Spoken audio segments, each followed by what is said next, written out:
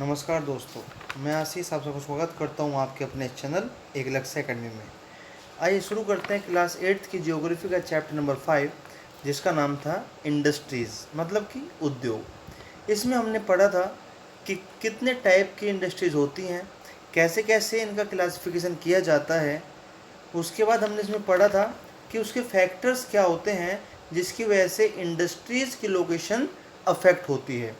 उसके बाद हमने इंडस्ट्रियल सिस्टम पढ़ा था, फिर इंडस्ट्रियल रीजन्स पढ़ा था। सेकंड क्लास में हमने पढ़ा डिस्ट्रीब्यूशन ऑफ मेजर इंडस्ट्रीज़,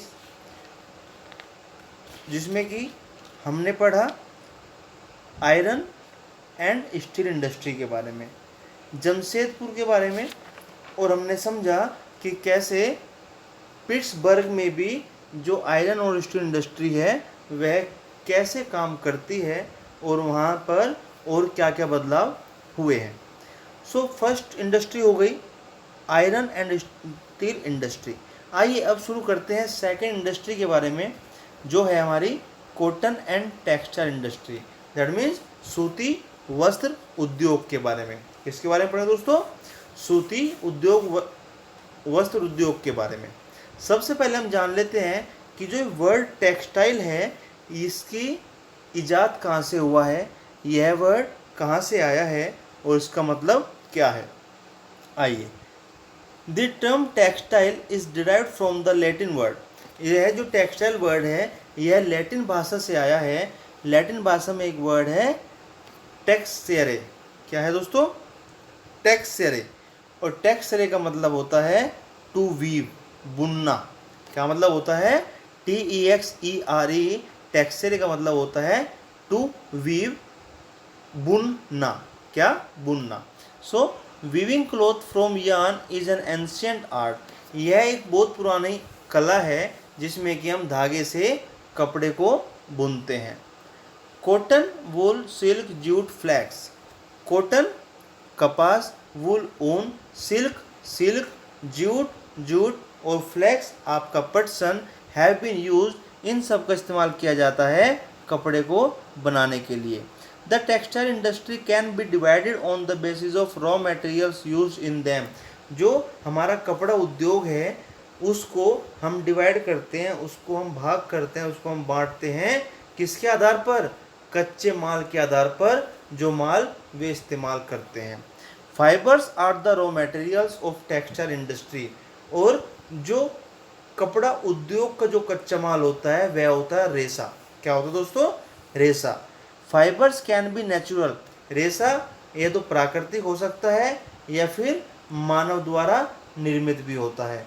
अगर हम बात करें नेचुरल फाइबर्स की, अगर हम बात करें प्राकृतिक रेशे की, तो वे हमें कहाँ से मिलता है? वूल ऊन से मिलता है, सिल्क से मिलता है, कपास से मिलता है, लिनन और जूट से मिलता है। लेकिन बात करते हैं मैनमेड फाइबर्स की, मानव द्वारा निर्मित जो रेशे होते हैं उनमें शामिल होते हैं नायलॉन, पॉलिएस्टर, एक्राइलिक और रेयॉन। ठीक है, ये सब शामिल होते हैं मानव निर्मित रेशों में। और प्राकृतिक रेशों में कहाँ से मिलते हैं? ऊन, सिल्क, कपास, लिनेन और जूट से। The cotton textile industry is one of the oldest industries in the world. पूरी दुनिया में जो सूती टेक्सटाइल इंडस्ट्री है, सूती कपड़ा जो उद्योग है, वह सबसे पुराना उद्योग माना जाता है। Till the industrial evolution in 18th century. 18वीं शताब्दी तक जबकि औद्योगिक विद्रोह हुआ था, कॉटन क्लॉथ वाज मेड, तब तक जो सूती वस्त्र होते थे वह हाथ से काते जाते थे और हाथ से ही बुने जाते थे। इन 18th सेंचुरी 18वीं शताब्दी में पावरलूम आया और पावरलूम के आने से क्या हुआ कि इसने जो सूती वस्त्र का उद्योग था उसका विकास किया और उसको आगे बढ़ाया। पहले तो इसने ब्रिटेन में काम किया और ब्रिटेन के बाद यह दुनिया के दूसरे बाकी हिस्सों में भी अपना पैर पसारने लगे। टुडे, आज से अगर बात करते हैं तो आज इंडिया, चाइना, जापान और USA इम्पोर्टेंट, बहुत महत्वपूर्ण उत्पादक हैं पैदा करने वाले हैं। किसके? सूती वस्त्रों को। सूती वस्त्रों को पैदा करने में अब इन देशों का नाम भी आने लगा है। India has a glorious tradition of producing excellent quality cotton textile. Bharat को हम शुरू से ही जानते हैं कि यह बड़े ही बेहतरीन और मैं कहूँगा अति उत्तम गुणवत्ता वाले गौरवपूर्ण परंपरा के कपड़ों को या सूती वस्त्रों को उत्पन्न करता है या उनका उत्पाद करता है। आप देखते हैं ना, शुरू से यहाँ पे बड़े अच्छे अच्छे वो कपड़े बनते हैं। पहले सूत से हाथ से काट काट के बनाते थे, जुलाहे बनाते थे। तो भारत में एक परंपरा चलती आ रही है। बिफोर द ब्रिटिश रूल, अंग्रेजों के शासन से पहले Indian hand spun and hand woven cloth already had a wide market. Bharat में हाथों से कते हुए और हाथों से बुने हुए कपड़े की पहले से ही बहुत बड़ी मार्केट थी, बहुत बड़ी बाजार थी। The Muslims of Dhaka, Dhaka का मलमल, छिंटेज ऑफ मसूलीपट्टनम का छींटे, कैलिकोज ऑफ कालीकट, कालीकट का जो कालिके थे, and gold route cotton of Burhanpur, Surat and Vadodara were known world wide for the quality and design.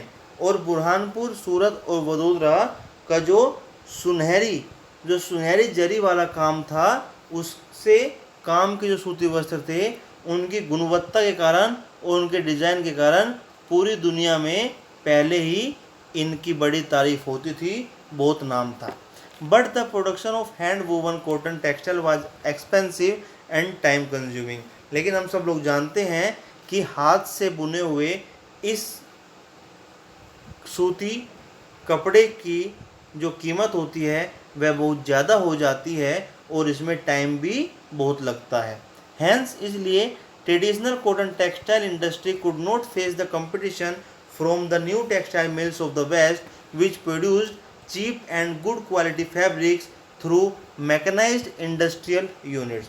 इसलिए जो इंडिया की परंपरागत सूती वस्त्रों का उद्योग था वह पश्चिम से आने वाले इन वस्त्रों के मिलों को कंपटीशन नहीं दे पाया, इनके साथ प्रतिस्पर्धा नहीं कर पाया।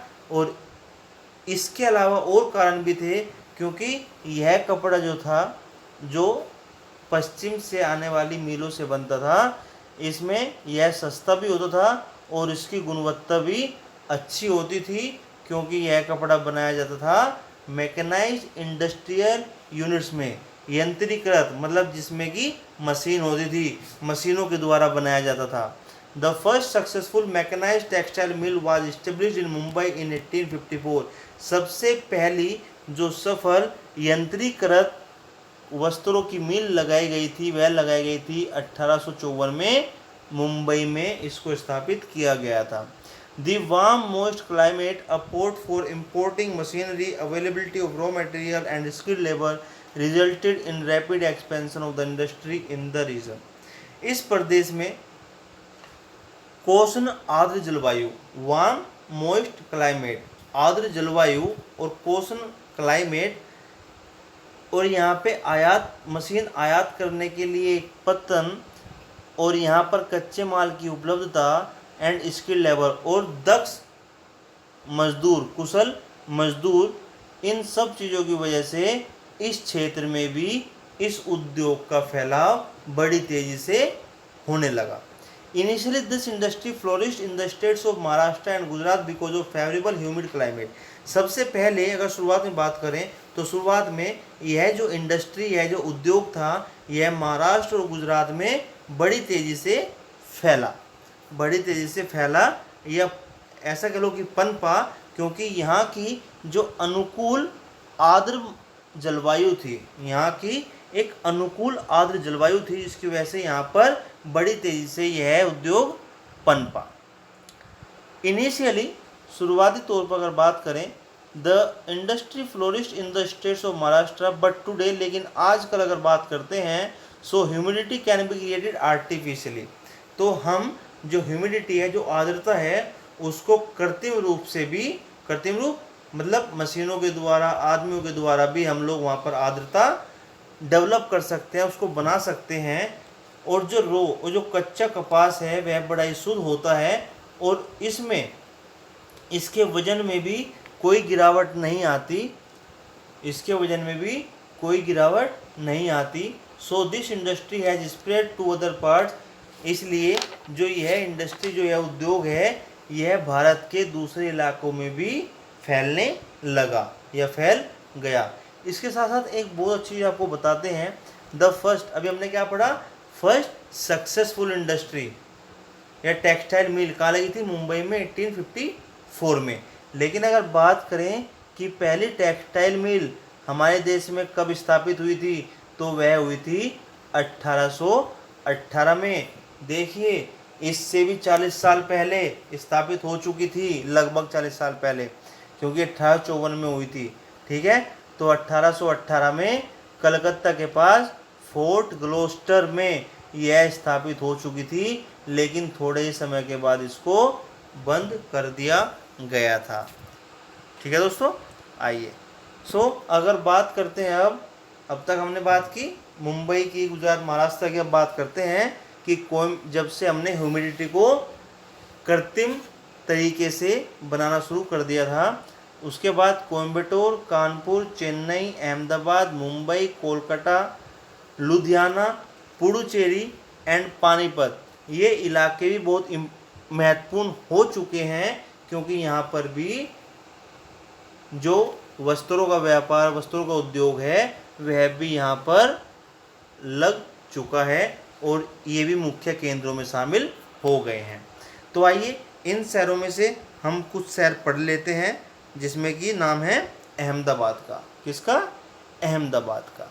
इससे पहले एक नॉलेज की बात आप जान लीजिए, about 1/3 of Indian textile industries, लगभग जितना माल, जितना कपड़ा हम भारतीय वस्त्र उद्योग में बनाते हैं, उसका 1/3, 1/3, 1/3 हिस्सा, 1/3 हिस्सा हम लोग निर्यात करते हैं। क्या करते हैं? निर्यात करते हैं। आइए Ahmedabad, it is located in Gujarat on the banks of the Sabarmati river.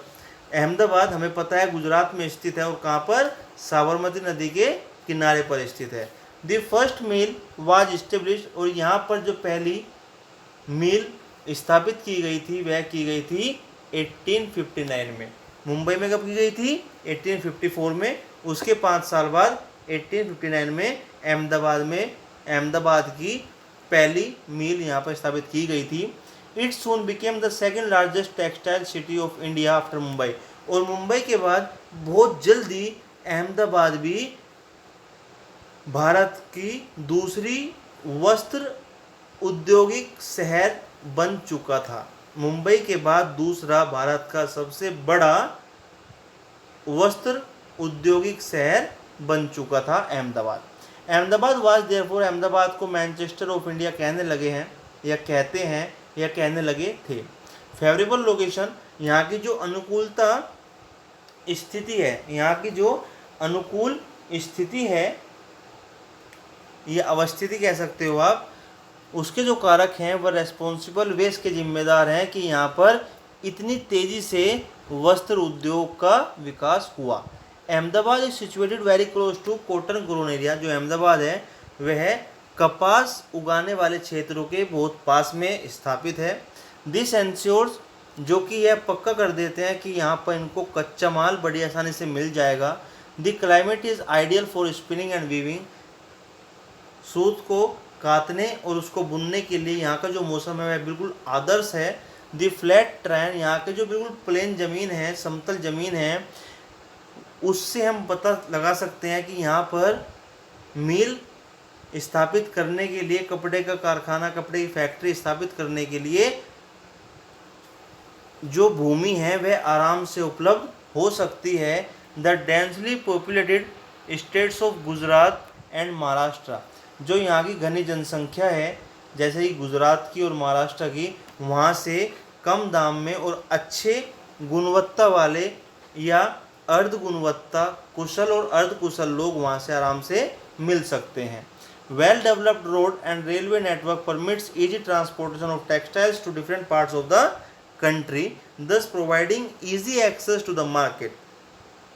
और यहाँ की जो सुविकसित यहाँ की जो अच्छे तरीके से रोड बने हुए हैं, उसकी वजह से यह जो यहाँ का रेलवे का नेटवर्क है, उसकी वजह से वह हमें सहूलियत प्रदान करता है कि हम बड़े आसानी से, बड़े आराम से अपने कपड़े को एक जगह से दूसरी जगह पर या इस देश के अलग अलग हिस्से में आराम से पहुंचा दें। दस प्रोवाइडिंग, जिसकी वजह से हम आराम से हर बाज़ार में जाकर अपना काम कर सकें। Mumbai port near by facilitates import of machinery and export of cotton textile.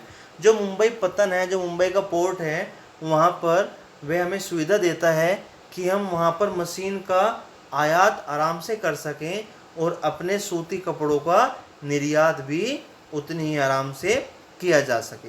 मतलब मुंबई पोर्ट पर हम क्या करते हैं, मशीनों का आयात करते हैं और अपने बनाए हुए कपड़ों को निर्यात करते हैं। But in the recent years, लेकिन हाल ही में अगर बात करें, Ahmedabad textile mills have been having some problems. जो अहमदाबाद के वस्त्र मिलें हैं, उनमें कुछ समस्या देखने को मिल रही हैं। सेवरल टेक्सटाइल मिल्स, कुछ कपड़ों की या बहुत सी कपड़ों की मिलें हैव क्लोज डाउन, बंद हो चुकी हैं। क्या हो चुकी हैं? बंद हो चुकी हैं। दिस इज़ प्राइमरीली, और ऐसा इसलिए है क्योंकि due to the emergence of new textile centres in the country, क्योंकि हमारे देश में अब नए नए वस्त्रों के केंद्र उभर रहे हैं या शुरू किए जा रहे हैं। और इसके साथ ही नॉन अपग्रेडेशन की जो अहमदाबाद की मिलों की मशीन थी या उनकी जो प्रौद्योगिकी थी, उनकी जो टेक्नोलॉजी थी, उनमें कोई नवीनीकरण नहीं किया गया है। इसी वजह से यहाँ की फैक्ट्रियाँ बंद होने लगी हैं। ये हमने पढ़ा भारत की एक जगह के बारे में, जिसमें कि अहमदाबाद हमने पढ़ा। अब हम पढ़ेंगे ओसाका के बारे में। किसके बारे में दोस्तों? ओसाका के बारे में। ओसाका कहाँ पर है? जापान में है। It is an important textile centre of Japan, also known as Manchester of Japan. यह भी एक बहुत महत्वपूर्ण वस्त्रों का केंद्र है जापान का, जिसको हम मैनचेस्टर ऑफ जापान कहते हैं। अहमदाबाद को हम क्या कहते हैं? Manchester of India. और ओसाका को हम कहते हैं Manchester of Japan. The textile industry developed in Osaka due to several geographical factors. जो वस्त्रों का उद्योग है वह ओसाका में इसलिए विकसित हुआ क्योंकि यहाँ का जो भौगोलिक कारक हैं वह बहुत ज़्यादा इसके हित में है, इसके लिए लाभान्वित हैं, इसके लिए उपयोगी हैं। The extensive plain around Osaka ensured that land was easily available for the growth of cotton mills. इसका जो एक समतल या एक जो फैला हुआ एक पर्याप्त मात्रा में ज़मीन है, वह दर्शाती है कि यहाँ पर मिल लगाने के लिए ज़मीन आराम से उपलब्ध हो सकती है। यहाँ का जो वार्म जो कोसन आर्द्र जलवायु है इस वेल सूटेड, वह बहुत आसान है और वह बहुत अच्छी है। किस लिए? जिससे कि हम यहाँ पर सूत को काट सकते हैं और बुन सकते हैं। द रिवर योडो, जो यहाँ नदी है योडो नाम की, यह हमें यह उस उद्योग को पर्याप्त मात्रा में पानी उपलब्ध कराती है। लेबर इज इजीली अवेलेबल, यहाँ के जो मजदूर हैं वो भी आसानी से मिल जाते हैं। लोकेशन ऑफ पोर्ट फैसिलिटेट, जो यहाँ का पत्तन है, जो यहाँ का पोर्ट है, इसकी जो अवस्थिति है यह हमें मदद करती है कच्चे माल का आयात करने में और कपड़े बनने के बाद उनका निर्यात करने के लिए। The textile industry at Osaka depends completely upon imported raw materials. जो ओसाका के कपड़े का उद्योग है, जो ओसाका की कपड़े की फैक्ट्रियां हैं, वह पूरे तरीके से निर्भर होती हैं किस पर? कच्चे माल के आयात पर। किस पर? कच्चे माल के आयात पर। Cotton is imported from Egypt, India, China and USA. जो सूत है, जो कॉटन है, उसका आयात किया जाता है कहाँ से? इजिप्ट से, मिस्र से, इंडिया भारत से, चाइना और यूएसए से। The finish product is mostly exported and has a good market due to good quality and low price. हाँ, जो इसका फिनिश प्रोडक्ट है, जो इसका रिजल्ट आता है, जो इसका कपड़ा बना होता है, वह एक्सपोर्ट किया जाता है और उसकी एक अच्छी मांग है, अच्छी डिमांड है मार्केट में, क्योंकि वह एक अच्छी क्वालिटी का होता है, उसकी गुणवत्ता अच्छी होती है और वह सस्ता भी होता है। दो यद्यपि it is one of the important textile cities in the country, इस देश में जबकि एक महत्वपूर्ण वस्त्र उद्योग का एक शहर माना जाता है, लेकिन हाल ही में the cotton textile industry of Osaka, जो ओसाका की वस्त्र उद्योग है, सूती वस्त्र उद्योग है, उसको रिप्लेस किया जा रहा है वहाँ पर, और इनको बदला जा रहा है नई इंडस्ट्री में। और जहाँ पर इंडस्ट्री लगाई जा रही है जैसे कि आयरन एंड स्टील। कौन सी industry? Iron and steel industry, मतलब लोह और इस्पात इंडस्ट्री, मशीनरी, बड़ी बड़ी मशीनों की इंडस्ट्री, शिप बिल्डिंग, जहाजरानी, ऑटोमोबाइल्स, जो ऑटोमोबाइल्स होते हैं आपके वाहन गाड़ियाँ बनाने की, इलेक्ट्रिकल इक्विपमेंट्स एंड सीमेंट, बिजली के उपकरण बनाने की फैक्ट्रियाँ, और यहाँ तक कि सीमेंट बनाने की फैक्ट्रियाँ यहाँ पर लगाई जा रही हैं। तो दोस्तों ये थी कुछ जानकारी आपके कॉटन टेक्सटाइल इंडस्ट्री के बारे में। किसके बारे में? कॉटन टेक्सटाइल इंडस्ट्री के बारे में। अब हम शुरू करते हैं इंफॉर्मेशन टेक्नोलॉजी के बारे में। किसके बारे में दोस्तों? इंफॉर्मेशन टेक्नोलॉजी के बारे में। इंफॉर्मेशन टेक्नोलॉजी दैट मीन्स सूचना प्रौद्योगिकी। इमेजिन, कल्पना कीजिए, how much could be accomplished if companies could operate on a 24 hour work day. कल्पना कीजिए कि कैसा होगा अगर कोई कंपनी 24 घंटे अपना काम करना शुरू कर दे। Some software companies in the United States of America and in Bengaluru, India have joined hands to achieve this. कुछ कंपनियां हैं जिसके लिए जिसने भारत समझौता किया है, जैसे कि हम बात करें United states of America, USA की सॉफ्टवेयर कंपनी है, और बेंगलुरु जो कि भारत में है, इन दोनों ने समझौता किया है इस तरह के काम करने के लिए।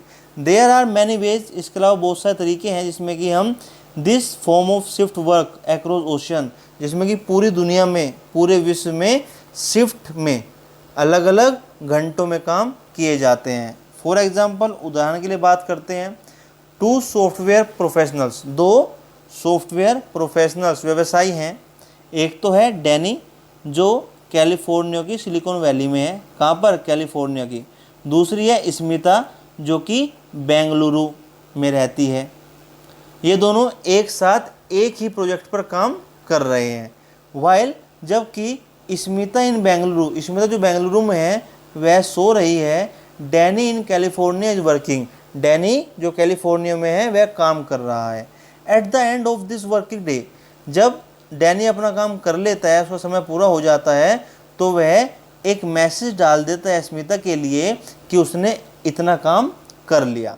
व्हेन शी अराइव्स, जब स्मिता ऑफिस जाती है बेंगलुरु में, तो वह जाकर देखती है कि उसके लिए एक मैसेज इंतज़ार कर रहा है, एक सूचना इंतज़ार कर रही है। She gets to work on the project straight way, और वह उसके आगे से अपने प्रोजेक्ट पर काम करना शुरू कर देती है।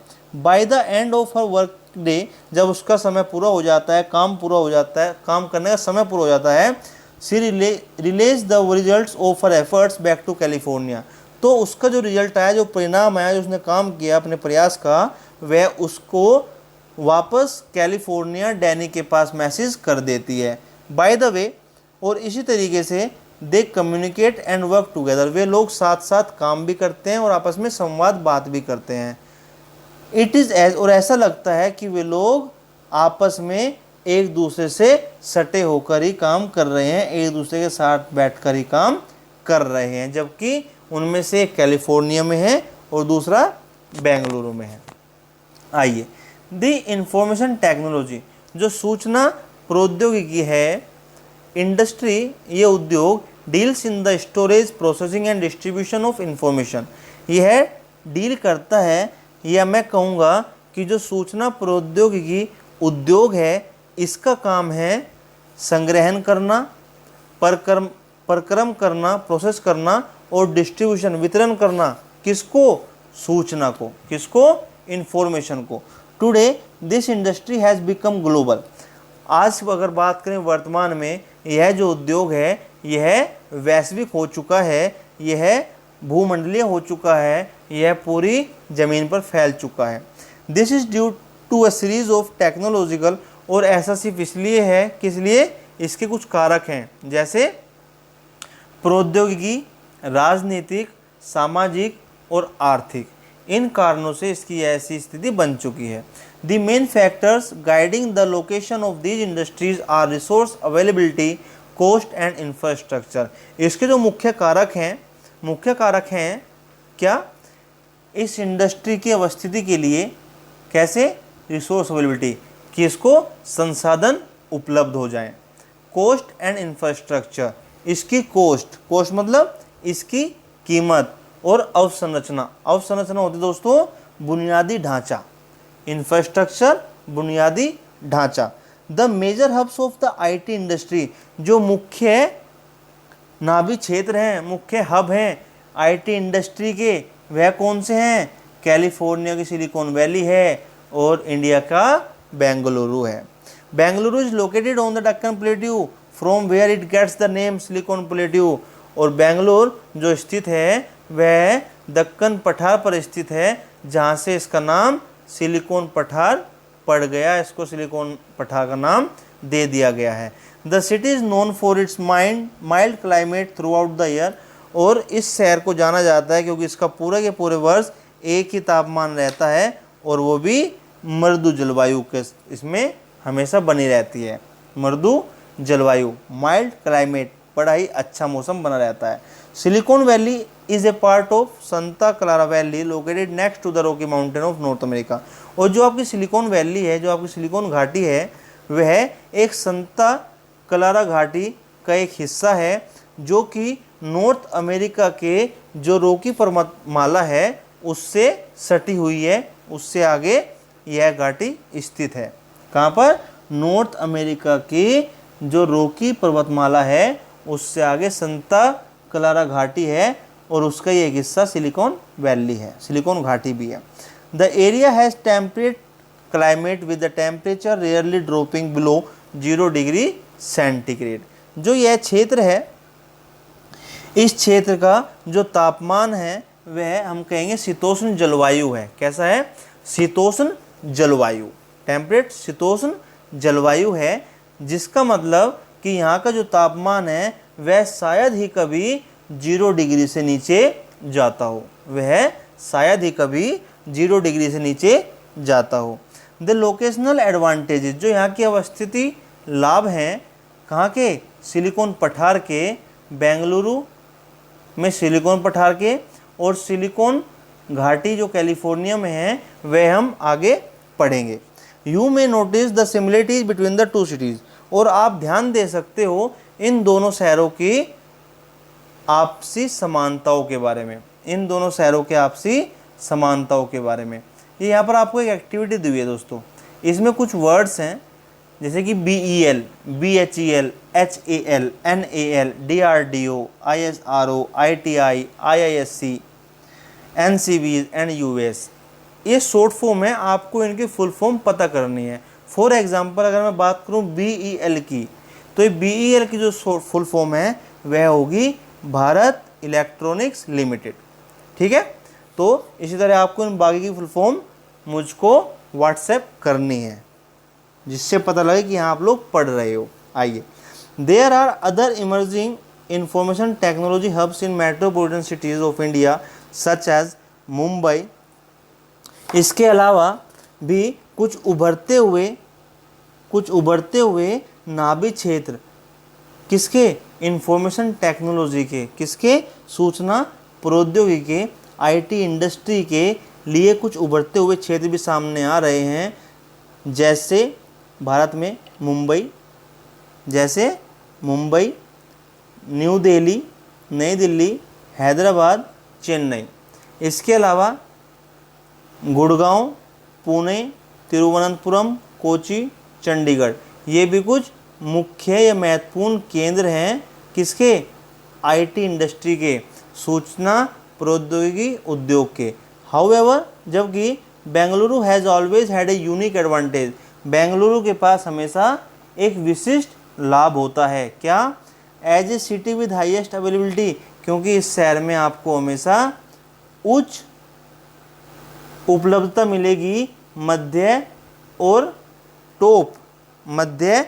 उच्च प्रबंधन के टैलेंट की। मध्य मतलब नॉर्मल और उच्च प्रबंधन का जो हुनर है, प्रतिभा है, वह आपको इस शहर में बहुत अधिक मात्रा में देखने को मिलती है।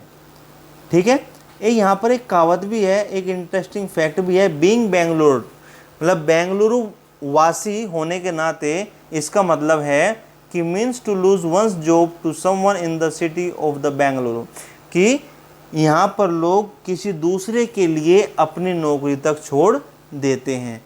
अ फ्यू ईयर्स अगो, कुछ साल पहले, many IT jobs in the USA were outsource to countries like India. कुछ समय पहले जो IT जॉब्स होती थी USA में, उनको आउटसोर्स किया जाता था, बाहर से कराया जाता था, जैसे कि इंडिया से, क्योंकि यहाँ पर USA वाला ही कुशल या कौशल व्यक्ति उससे बहुत कम सैलरी में मिल जाता था। भाई मान लो वहाँ पे उसी काम का वही बंदा ले रहा है 30,000 रुपये, तो उसी काम को सेम वही क्वालिटी वाला बंदा भारत में अगर करेगा तो वह उसको कर देगा 15,000 रुपये में, इसलिए आउटसोर्स किया जाता था। आइए यहाँ पर कुछ पॉइंट हैं, इनको हम जान लेते हैं। Bengaluru has the largest number of educational institution and IT colleges in India. Bengaluru में सबसे ज़्यादा या बहुत अधिक मात्रा में आपके शैक्षिक केंद्र इंस्टीट्यूशन हैं, और साथ साथ IT कॉलेज, सूचना प्रौद्योगिकी के कॉलेज भी पाए जाते हैं या मिलते हैं। The city was considered dust free with low rents and low cost of living. और जो ये शहर है, यह बिल्कुल धूल मुक्त है, यहाँ पर धूल नहीं है, और यहाँ पर कम रेंट में, कम किराए में और जीवन यापन में कम खर्च में आराम से रहा जा सकता है। The state government of Karnataka was the first to announce. Karnataka की जो राज्य सरकार थी, इसने सबसे पहले IT पॉलिसी को अनाउंस किया था, बताया था, जो कि 1992 में इसने बोला था। The city has the largest and widest availability. और इस शहर में आपको बड़ी आसानी से कुशल दक्ष मैनेजर्स मिल जाते हैं, वो भी एक्सपीरियंस वाले। कौन से? जिनको काम का एक्सपीरियंस होता है। Close to some of the most advance scientific and technological centres in the world. यह कुछ बहुत ही खास और एडवांस विशेषज्ञ और टेक्नोलॉजिकल प्रौद्योगिकी केंद्रों से जुड़ा हुआ है, जो कि पूरे संसार में है। प्लीजेंट क्लाइमेट, यहाँ का सुहावना मौसम, with an attractive and A clear environment, जो कि एक अट्रैक्टिव मतलब अपनी ओर खींचने वाला और साफ सुथरा पर्यावरण भी यहाँ पाया जाता है। Plenty of space for development and future expansion, भविष्य में इसके फैलाव के लिए और इसके विकास के लिए यहाँ पर बहुत पर्याप्त मात्रा में जगह है। Located close to major roads and airports, और यहाँ की जो ये है स्थापित होते हैं कहाँ पर? मुख्य सड़कों पर और मुख्य एयरपोर्ट्स, हवाई अड्डों पर। Good access to markets and skilled workforce, और यहाँ पर आपको आसानी से बाज़ार मिल जाता है और कुशल काम करने वाले लोग भी मिल जाते हैं। ऊपर हमने बात की बेंगलुरु सिलिकॉन प्लेटू के बारे में, नीचे हमने बात की कैलिफोर्निया के बारे में। ठीक है दोस्तों, ये यहाँ पर एक क्वेश्चन है, डू यू नो, क्या आप जानते हैं why do high technology industries group together, कि जो उच्च प्रौद्योगिकी उद्योग हैं वे आपस में समूह क्यों बना लेते हैं? So they can be located near main road, वे हो सकता है कि मुख्य सड़क, मुख्य हाईवे या आसानी से मिलने के लिए वहाँ पर स्थापित करते हों। Firms can benefit from exchange of knowledge, और जो फर्म्स हैं आपस में ज्ञान का आदान प्रदान करके उसका लाभ उठाती हैं। सर्विसेज एंड फैसिलिटीज़, ये सेवाएं और सुविधाएं, सर्विसेज सेवाएं, फैसिलिटी सुविधाएं, जैसे कि सड़क, कार पार्किंग, वेस्ट डिस्पोजल मतलब अवशिष्ट विनिपटान, मतलब जो उसका वेस्ट है उसको ख़त्म करना है। कैन बी ऑर्गेनाइज एफिशिएंटली, इसको आप बड़े प्रभावी तरीके से, बड़े सक्षम तरीके से ऑर्गेनाइज कर सकते हो, व्यवस्थित कर सकते हो। तो दोस्तों ये था हमारा चैप्टर नंबर 5 इंडस्ट्रीज़ के बारे में। इसमें हमने इंडस्ट्रीज़ के बारे में पढ़ा, इंडस्ट्री होती क्या है, उसके बाद उसके टाइप्स क्या होते हैं, किस बेस पे होती है, फैक्टर क्या होते हैं, ये सब हमने इसमें पढ़ा। तो आप इसकी एक्सरसाइज कीजिए, समझिए और आराम से कर सकते हैं। अगर आपको कोई दिक्कत आती है आप पूछ भी सकते हैं, हम आपके लिए यहाँ पर उपलब्ध हैं। ठीक है दोस्तों, ये इसकी एक्सरसाइज, इसको नोट कीजिएगा, पढ़िएगा, कीजिएगा। आज के लिए इतना ही, मिलते हैं अगली क्लास में। धन्यवाद।